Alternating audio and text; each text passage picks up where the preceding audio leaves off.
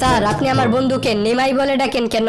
তোর বন্ধু প্রতিদিন আমার নিম পাতা এনে দেয়, তাই আমি ওরে নিমাই বলে ডাকি। আচ্ছা আমি যদি আপনাকে প্রতিদিন জাম পাতা এনে দেই তাহলে আপনি আমাকে কি বলে ডাকবেন? তোর টিফিন যে খেয়ে ফেলেছি, বাসায় যে আবার আমার নাম বলিস না। ঠিক আছে স্যার, বাসায় যে আমি বলবো একটা ভুটকা টাকলা কুত্তায় আমার টিফিন খেয়ে ফেলেছে। এই বল্টু বলতো, রবীন্দ্রনাথ ঠাকুরের স্ত্রীর বয়স কত ছিল? স্যার আমি আপনাকে একটা কথা বলতে চাই। হ্যাঁ বল। অন্যজনের বইয়ের খবর রাখার অভ্যাস আপনার থাকলেও আমার নাই।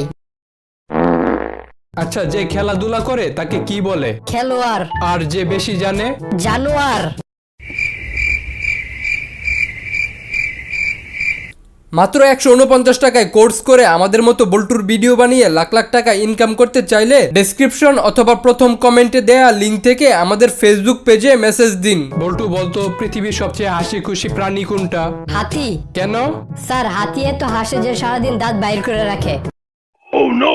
বল্টু, আমি শুনলাম তুই নাকি সিগারেট খাস। তুই কি জানোস না সিগারেট খেলে আয়ু কমে? আচ্ছা স্যার, কি করলে আয়ু বাড়ে? তুই বেশি বেশি হাসবি, তাহলে তোর আয়ু বাড়বো। এরপর থেকে তাহলে আমি হাসতে হাসতে সিগারেট খাবো।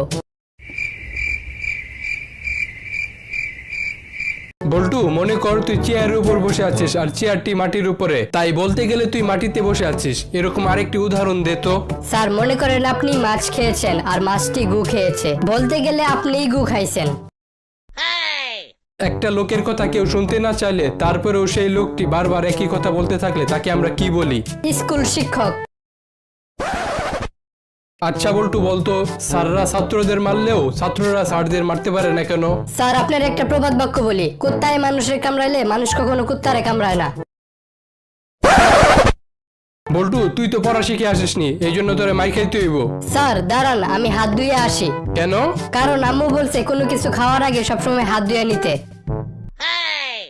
বল্টু, তুই বড় হয়ে কি করবি? বিয়ে করব। না মানে তুই বড় হয়ে কি হইতে চাস? জামাই। আরে তোর বাবা মা তোর কাছ থেকে কি চায়? বউ চায়। তোর জীবনের লক্ষ্য কি? বিয়ে করা।